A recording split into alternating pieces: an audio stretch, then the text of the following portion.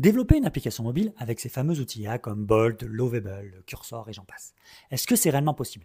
Est-ce qu'on se retrouve réellement du côté du marketing où les développeurs vont complètement disparaître, ou côté un peu plus développeur où les IA vont pas réellement être capables de remplacer le métier de développeur? Pour répondre à cette question, j'ai décidé de créer un petit outil qui s'appellera Gift Hive. Tout simplement, cet outil va nous permettre de gérer nos cadeaux que l'on souhaite offrir. On aura la liste des personnes à qui on souhaite offrir un cadeau, la relation qu'on a avec eux et les cadeaux qu'on a eu des idées pour eux. Et à côté de ça, on pourra gérer les cadeaux, savoir si on où on en est de la recherche, si on a trouvé le cadeau, si on l'a emballé, si on l'a commandé, et ainsi de suite. Avec à côté de ça une petite page statistique qui va permettre de savoir quel prix on a mis par personne, savoir si on a respecté notre budget, si on a dépassé notre budget, et ainsi de suite. Un petit outil assez simple, mais qui peut très vite être compliqué si on rajoute la connexion à une base de données, une authentification, et j'en passe. Non. Je ne vais pas rentrer trop dans les détails techniques, mais je vais vous montrer comment j'ai réussi à le faire. Quels ont été les obstacles que j'ai rencontrés et comment j'ai réussi à les contourner. Tout de suite, allons sur mon écran pour voir comment j'ai fait. Donc nous voici devant l'outil Bolt. Si vous voulez, je ferai un tuto dans une prochaine vidéo, mais là en fait je vais vous montrer comment l'utiliser. En fait très simplement, il nous propose par exemple de faire un blog avec Astro, et ce qu'il fait c'est qu'il écrit tout le code entrée, et ensuite il exécute le code pour le lancer dans le terminal là. Donc vous voyez, il a généré un petit blog avec Astro et il a automatiquement créé le code, tout simplement. Et ce qu'on peut faire c'est modifier le code si on le souhaite, ou lui demander de le modifier. C'est parfait, on peut le télécharger, et ensuite on peut automatiquement le déployer sur Netlify. C'est un peu plus technique, mais c'est pas ce qui nous intéresse dans cette vidéo. Si vous voulez un tutoriel, je le ferai dans une prochaine vidéo. Donc, j'ai une formule personnelle, je n'ai pas l'abonnement. L'abonnement coûte entre 20 et 200 $ par mois. Ça augmente surtout le nombre de tokens qu'on peut avoir par jour, je crois. Mais, il faut savoir que l'application Gift Hive que vous voyez ici, j'ai réussi à la générer avec que le compte gratuit, tout simplement. Donc là, c'est un petit avant-goût de comment j'ai réussi à faire ça. Mais avant ça, je vais vous montrer mes premiers tests. Parce qu'il faut savoir que Bolt, au début, j'ai voulu tout lui faire. Ça avançait très vite, ça avançait très vite, ça avançait très bien. Et je me suis heurté à des petits soucis. C'est que si je voulais lui faire créer de l'authentification ou de la connexion à une base de données, je me tapais tout le temps des erreurs. Et si on lui fait attend fix it, il peut très vite se retrouver dans des boucles et tourner à l'infini. Donc, il est très bon pour faire des petites applications seulement front. Par exemple, je vais vous montrer celle-ci. L'application se recharge. C'est une application en fait qui permet de créer des petites cartes de vœux, tout simplement. Donc, elle va démarrer. On va voir qu'on peut choisir un fond d'écran. Elle n'est pas parfaite, mais elle permet de générer un fond d'écran et d'ajouter un petit texte pour créer une petite carte de vœux et ensuite la télécharger, tout simplement. Ça, ce genre d'application, Bolt, il peut les faire simplement, sans trop se prendre la tête, et on arrive à un très beau résultat. Par contre, si on veut faire de la connexion à une base de données, très vite, Bolt est bloqué. Très vite, on arrive sur comment fixer un problème. Et là, si on n'a aucune idée du code, on se retrouve bloqué. Et voilà en fait le pourquoi du comment. C'est que, au début, on commence à créer un outil avec Bolt, il avance, il a des petits freins, puis on lui demande de corriger ça, d'avancer, de modifier ceci, il y arrive très bien. Puis à un moment, si on ne sait pas faire, boum, un mur. On se prend réellement un mur, parce qu'au bout d'un moment, il va générer des erreurs lui-même dans le code, et il ne va pas avoir le recul pour analyser d'où vient l'erreur, quel est le problème qu'il a généré, et au lieu de corriger son erreur, il va recréer d'autres fichiers, où il va rajouter des erreurs par-dessus. Comme vous voyez, dans cette première partie, j'ai voulu me focus en utilisant que Bolt, qui est celui qui a un peu buzzé ces derniers temps, qui est un IDE dans le cloud. Aujourd'hui, il y a Lovable, il y a CodeDev qui sont en train de le concurrencer, mais quand j'ai commencé à créer cette idée, il n'y avait que Bolt. Donc très vite, Bolt m'a permis d'avoir quelque chose de fonctionnel. Mais ensuite, je me suis très vite heurté à un mur parce que Bolt ne comprenait plus ce qu'il faisait. Le projet commençait à grossir et en fait, dès que je voulais commencer à lui faire ajouter l'authentification des utilisateurs, à se connecter à une base de données, à pouvoir stocker les données en base, là, il était complètement perdu. Il m'a créé 4 fois les mêmes fichiers et ainsi de suite. C'était un peu le bordel. Mais je ne me suis pas découragé. Je me suis dit, quelle est la force de Bolt? La force de Bolt, c'est de faire des applications front claires, simples, précis et vraiment d'aller vite au but. Par contre, Bolt, il n'est pas là pour gérer l'authentification. Il n'est pas là pour gérer la connexion à la base de données. Lui, il est là pour te faire l'application front. Est-ce qu'il y a un outil qui permet de faire ça? Oui, il y a un outil qui s'appelle Cursor, qui est un IDE. Donc en fait, là, on se rapproche vraiment des outils qu'utilisent les développeurs au quotidien. Mais celui-ci, il est couplé à l'IA. Aujourd'hui, c'est le numéro 1 dans ce domaine-là. Il existe d'autres comme Windsurf et j'en passe, mais Cursor est le plus gros. Donc je me suis dit que j'allais créer le front avec Bolt, et ensuite j'allais prendre le code que Bolt m'a généré, parce qu'avantage de Bolt, on peut exporter le code, et je vais utiliser Cursor pour ajouter toute l'autente. Je ne vais pas m'embêter à créer un back-end, je vais vraiment partir du principe où je vais utiliser un back-end as a service qui existe déjà, comme Supabase. Il est très simple pour s'y connecter, il n'y a pas de souci, on peut gérer une authentification et il nous donne accès à une base de données Postgre. Donc, je suis parti dans cette idée-là. Mais, comment être sûr d'arriver à faire des bons prompts à Bolt? Et c'est là que Ludo Salen a sorti une vidéo où il explique comment il fait pour prompter Bolt. Alors lui, c'est très orienté marketing, il fait des tout petits outils pour lui en interne qui n'ont pas réellement de connexion à la base de données, qui font plus du scrapping d'API et ainsi de suite. Ça répond parfaitement à son besoin, mais dans sa vidéo, il y a un truc clé, c'est qu'il partage un prompt qui permet à ChatGPT o1, en fonction de ce qu'on lui donne, de nous créer un prompt formaté qui va aider Bolt à créer l'UI parfaite pour nous. Donc, je me suis servi de son prompt, je ne vais pas vous le donner dans cette vidéo, vous aurez qu'à aller dans sa vidéo pour le voir. Je me suis servi de son prompt pour créer mon interface.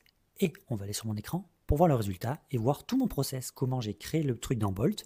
J'ai récupéré le code, je l'ai mis dans Cursor, je me suis connecté à ma DB, et ensuite, comment je l'ai publié. Parce que oui, le lien de cet outil qui s'appelle Gift Hive, c'est ChatGPT qui m'a trouvé le nom, est disponible sous la vidéo. Et donc, maintenant, voyons comment j'ai réussi à obtenir ma version finale de Gift Hive.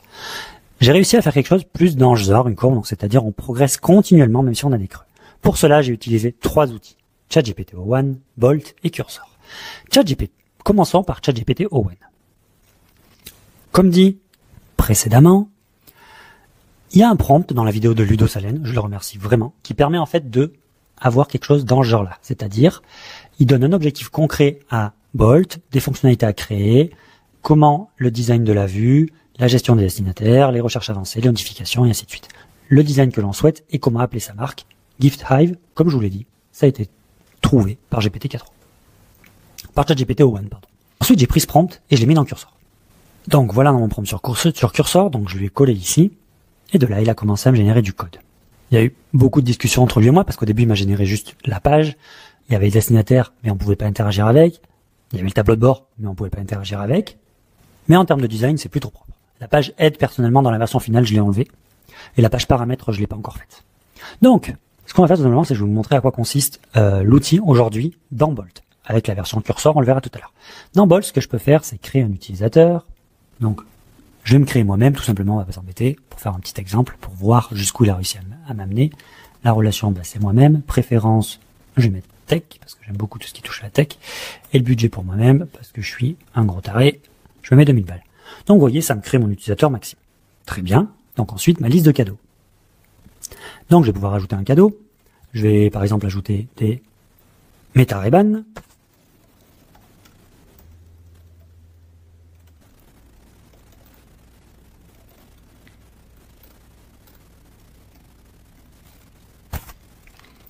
Et je vais leur dire que le destinataire de ce cadeau, c'est Maxime. Donc vous voyez, ça rajoute mes Meta-Ray-Ban en me disant que c'est une paire de lunettes, c'est une idée de cadeau que j'ai pour le moment. Elles m'ont coûté 350 € et c'est pour Maxime, donc pour moi-même, mais c'est pas grave. Ensuite, je vais la passer par exemple en mode recherche. C'est-à-dire qu'après l'idée, maintenant j'ai validé et je compte la rechercher. Je l'ai trouvée, on change d'état, on met acheter. Maintenant, allons sur notre tableau de bord. Sur notre tableau de bord, on voit que j'ai un cadeau, un seul destinataire, le cadeau je l'ai acheté et mon budget est de 150 €. Et si je change le cadeau d'état, et on le voit changer d'état ainsi de suite, on voit que je suis très loin de mon budget pour cette personne-là, donc je suis dans les clous, et on a la liste de mes activités récentes. Donc jusque-là, Bolt a réussi à me faire quelque chose de plutôt pas mal. Maintenant, il faut le connecter à une base de données pour permettre aux utilisateurs de créer leur top compte et qu'en autonomie, ils puissent chacun développer leur propre liste de cadeaux et pas la partager avec les autres utilisateurs. Et pouvoir les connecter à une base de données, parce que le petit souci de comment Bolt gère les choses, c'est que si j'appuie sur rafraîchir la page, je perds tout. Et ça, c'est grâce à Cursor qu'on va pouvoir le faire. Donc, nous voilà dans Cursor. Pour ceux qui veulent aller un peu plus loin, on peut. Il y a une autre vidéo sur ma chaîne, je vous mettrai le lien juste en haut, qui permet de faire un tuto complet sur qu'est-ce que est capable de faire Cursor. Mais aujourd'hui, on voit que là, c'est le code que j'ai récupéré de Bolt. Je le vois vraiment parce que là, en fait, il y a un petit fichier de config qui est généré uniquement par Bolt où on voit le prompt utilisé par Bolt. Je vais pas rentrer dans les détails. Ça sera pour une vidéo tuto sur Bolt.new. L'idée de Cursor, c'est qu'en fait, on ouvre notre projet Cursor dans cette interface-là. C'est pas un site web, c'est une application. Et ensuite, ce qu'on fait, c'est qu'il a donc on a tout le code ici. Il y a deux possibilités. Soit on va dans un fichier et on modifie le code, soit, chose qui est apparue il n'y a pas très longtemps, Composer. C'est une manière de faire où en fait, on lui passe des fichiers en entrée, on lui écrit notre prompt et il va automatiquement modifier les fichiers et on accepte si oui ou non la modification. Donc je vais demander de se connecter, de s'authentifier avec Supabase, de créer les routes, de créer les schémas, d'améliorer les schémas et ainsi de suite. Supabase est un outil disponible en libre sur supabase.com qui permet de build in a weekend, scale to million. En fait, l'idée, c'est qu'il simplifie un back-end. Ça nous permet en fait de nous connecter automatiquement à un back-end. C'est open source, donc on peut l'auto-héberger et il gère la connexion à une base de données, l'authentification des utilisateurs, permet d'exécuter de code côté dev, de gérer une API, ainsi de suite. Le pricing est plutôt intéressant. Soit on l'auto-héberge, soit il a une formule gratuite qui permet d'avoir un accès illimité au nombre de requêtes, de avoir jusqu'à 500 000 utilisateurs actifs dans le mois, une petite base de données, de la bande passante et ainsi de suite. Ce n'est pas le seul service à faire ça, mais moi j'aime beaucoup Supabase, donc j'utilise Supabase dans mon idée. Donc me voilà sur Cursor, je demande à Composer de me connecter, d'intégrer à Supabase. Ce qu'il fait, c'est qu'il crée des variables un fichier d'environnement pour qu'on rentre les variables pour se connecter automatiquement à notre projet Supabase. Les routes, comme j'ai dit, le schéma de la base de données, l'amélioration des cadeaux, pouvoir mettre à jour les cadeaux et les améliorer. Je lui ai demandé de fixer ça parce qu'en fait il y a eu des petits bugs, mais comme moi je voyais le code, j'arrivais à lui demander de faire des erreurs. Tu vois, j'ai une erreur de database, mais je pense que ça vient de là et ainsi de suite. J'ai essayé de lui faire toutes les modifs et je vais vous montrer tout de suite à quoi ça ressemble. Donc en fait dans ce projet, comme vous voyez, la page de landing, ça c'est Cursor qui me l'a fait et Cursor, vous voyez, il est vraiment nul en design, c'est très moche. Ça sera amélioré à la longue, mais ça on verra un peu plus tard. Pour le moment, je voulais voir si ça fonctionne. Je lui ai demandé de me créer la connexion avec Supabase avec des utilisateurs sur Discord. Parce que j'aime bien utiliser l'API de Discord, c'est beaucoup plus simple. Mais sur la version en production, ce sera plutôt Google pour se connecter. Donc, je vais me connecter. Me voilà connecté. Comme on voit, j'ai déjà créé des petits outils. Et si je rafraîchis, ce coup-ci, ils sont bien présents. J'ai un tableau de bord où je vois que j'ai 2 destinataires, 3 cadeaux, un budget, les dernières actions que j'ai faites, mes destinataires qui sont ma copine, mon frère, et des cadeaux que je suis en cours de recherche. On peut supprimer un cadeau. On peut modifier un cadeau. Par exemple, on va faire ça. Hop, ça le modifie, comme vous voyez. Si je rafraîchis la page, c'est toujours sauvegardé. Et j'ai mes destinataires que je peux modifier ou améliorer. Ajouter d'autres destinataires. Pareil pour les cadeaux. Aller vérifier sur le tableau de bord mes dernières actions. Et bien sûr, me déconnecter. Comme tu vois, en couplant un développeur avec une IA, c'est largement possible de savoir, d'arriver à créer un outil.